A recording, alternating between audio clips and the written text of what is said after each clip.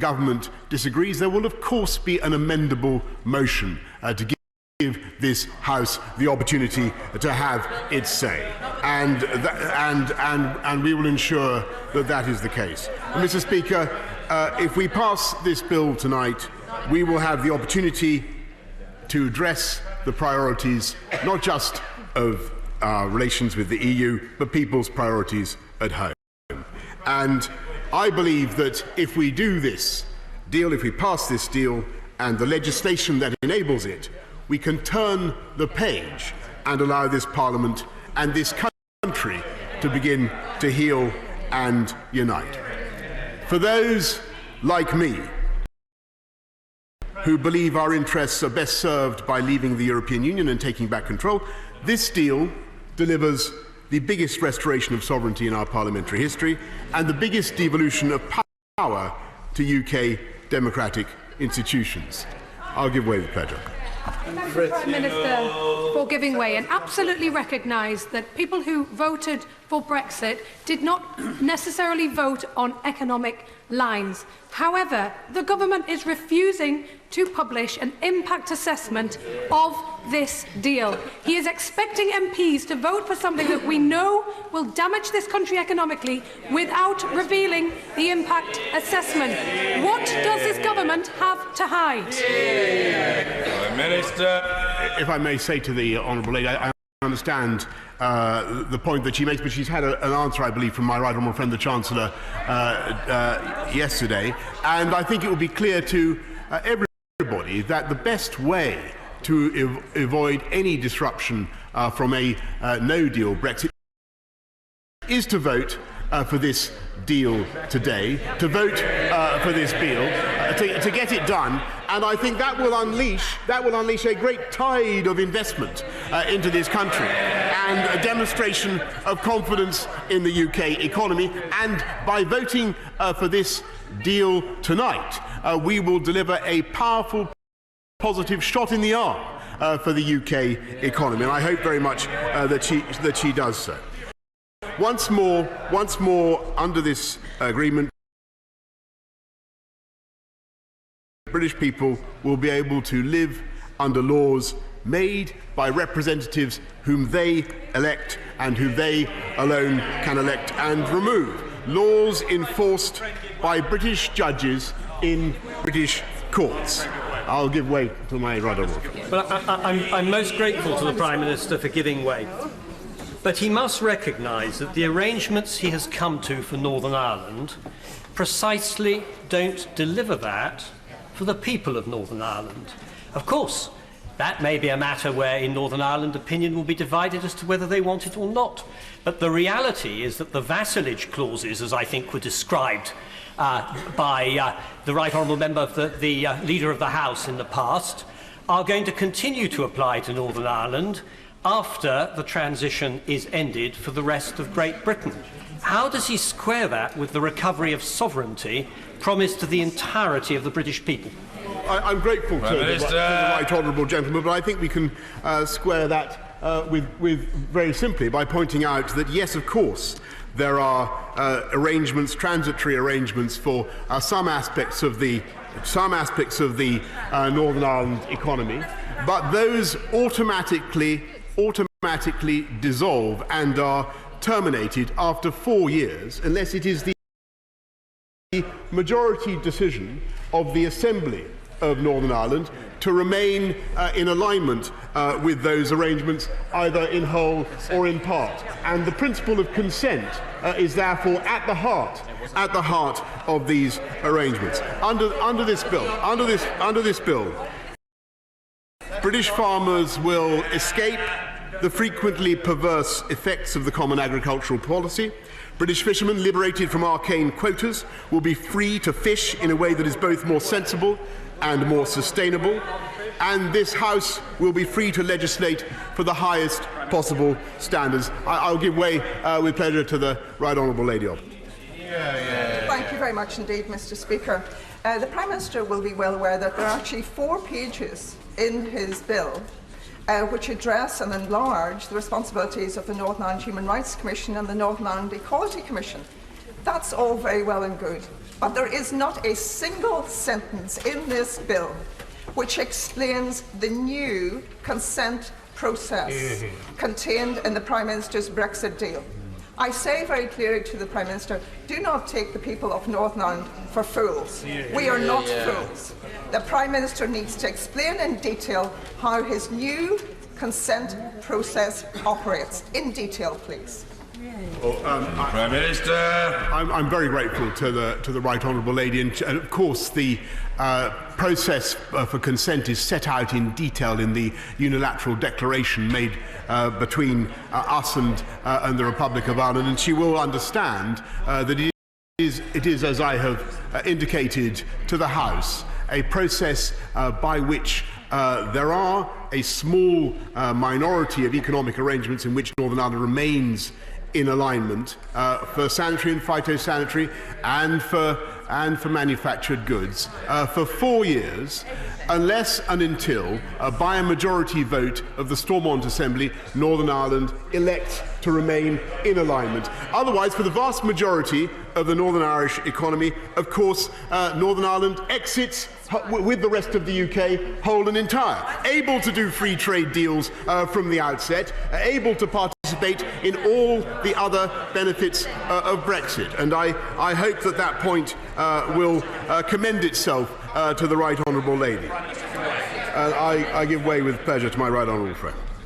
I'm grateful to the Prime Minister, and can I congratulate the Prime Minister to getting us to this critical point in the long Brexit journey.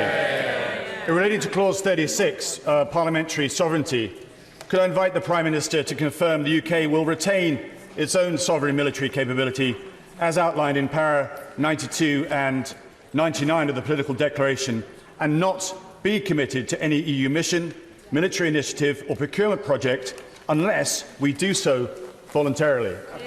Prime Minister. I'm very grateful to my Right Honourable friend, and he alludes to an important change that we've been able to secure in the course of the negotiations, and he is absolutely right that full independence will be retained in that vital sphere of defence and security. I'm grateful to him for drawing attention to it. Let me just make a little bit of progress, if I may, Mr. Speaker. This House will be free not only from the Common Agricultural Policy, but from the Common Fisheries Policy, and free also to legislate to the highest standards. And I think this is a crucial thing for the House to grasp. I will give way with on fish. On fish, Most great, my Ron, for giving way. Will he give the House a categorical assurance that we will not make the mistake of the 1970s and use our marine resources and fish stocks to be traded as a bargaining chip during the upcoming negotiations? Will he guarantee that we will take total 100% control of all our waters within the EEZ and all our resources, and like any other independent marine nation, will then indulge in common sense negotiations of a reciprocal nature with our marine neighbours on an annual basis? Minister. I can happily give my Right Honourable friend, who has campaigned long on these issues valiantly, that assurance, Mr. Speaker, and I can confirm that we will take back 100% control of the spectacular marine wealth of this country, and not least the marine wealth of Scotland, which the SNP would discard as senselessly as superfluous catch dictated by the Common Fisheries Policy itself, Mr. Speaker. This House will be free. This House will be free in just a moment. I will give way with pleasure in just a moment. This House will be free to legislate for the highest possible standards. And let me stress that nothing in this bill undermines workers' rights or this House's natural desire to protect our environment. On the contrary, I give way. I thank the Prime Minister for giving way, and I know the Prime Minister has been doing a very good job trying to reassure MPs like myself from towns that voted leave. But looking at workers' rights in this current document, can the Minister explain the loopholes around those workers' rights that don't give us the security that we would need regarding non-regression for communities like mine, manufacturing communities that need those workers' rights? Prime Minister. I'm very grateful to the Honourable Lady, and she raises an important point, and people will need reassurance about this. There can be no regression. The UK will maintain the highest possible standards, and let me perhaps make the point more clearly. If the EU decides that it wishes to introduce a new piece of legislation on social protection, then it is, of course, automatic that this House should consider. And as I say, there will be an amendable motion by which the government will give parliamentary time for the implementation of that measure. And that is the opportunity.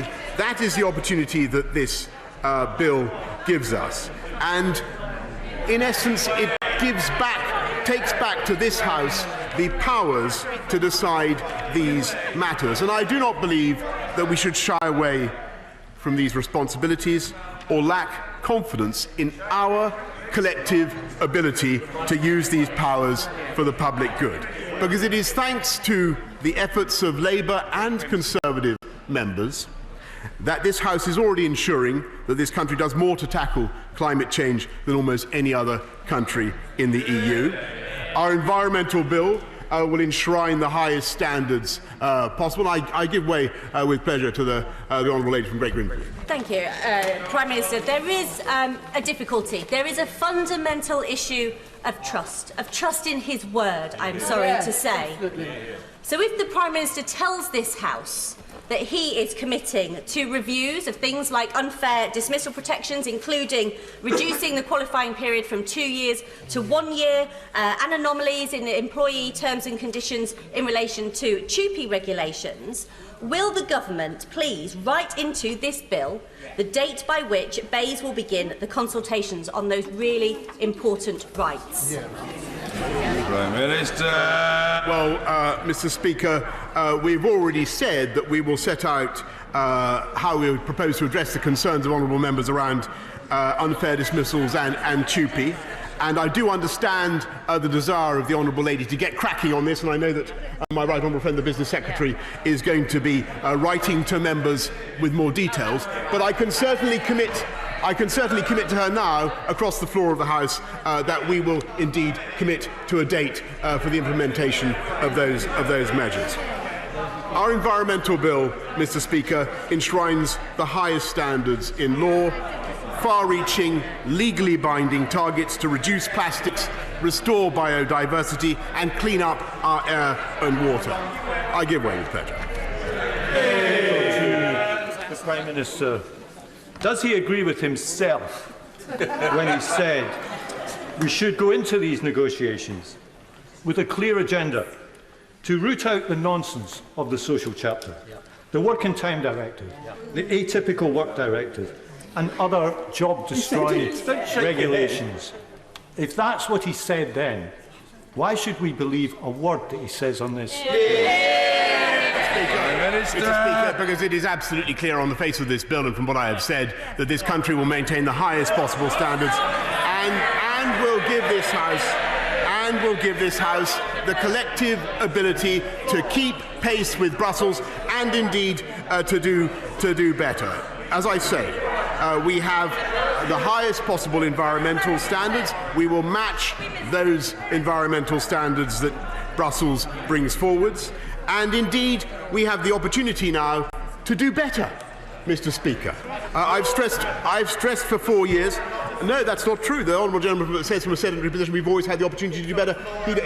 He's not. I'm afraid he is mistaken, because there are plenty of ways in which we are currently prohibited from going forward with higher standards. As he may know, under this bill, under this bill, we will have the power in this House to do something for which I think the people of this country have yearned for years, and that is to strengthen controls on live transport of animals. And I hope that we will do that now. That is currently forbidden, as he well knows, under EU law. On fiscal measures, for instance, which I'm sure he knows, we will now have the power to cut VAT on sanitary products. And as for the protection of workers, Mr. Speaker, we will now be able, under this bill, to take action against employers and agencies who undercut our laws, including where agencies bring in overseas labour from the EU so that local people do not get a look in. And I believe that is currently impossible within the EU. Just for the benefit of the House, I will give way in a second to the Right Honourable.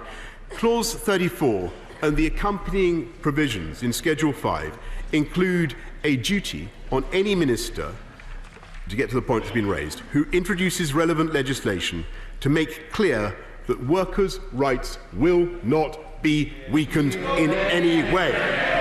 Whether it is air pollution, tackling air pollution, or enhancing biodiversity, this country can do better than simply by sticking with EU norms. We can achieve our vision of a dynamic, high-wage, low-tax market economy precisely because we champion high skills and high standards. It will be the. I give way to the Right Honourable Lady.